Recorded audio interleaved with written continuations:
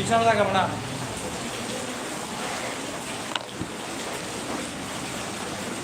দেখো ক্লাস টেস্টের সময় আরেকজন থেকে দেখে লিখবে না, এটা হচ্ছে নিজেকে যাচাই করার ইয়া। আরেকজন থেকে দেখে লেখা নিষেধ। এটা হচ্ছে একটা ধরনের সেলফ টেস্ট, নিজেকে যাচাই। যেহেতু এটা ক্লাস টেস্ট, ক্লাস টেস্ট মানে হচ্ছে নিজেকে যাচাই, তো মাথায় রাখতে হবে।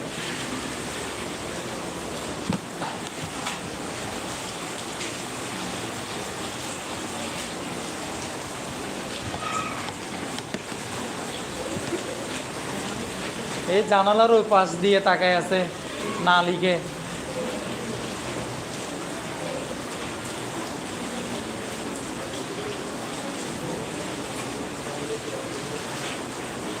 তুমি ক্লাস টেস্ট দিচ্ছ,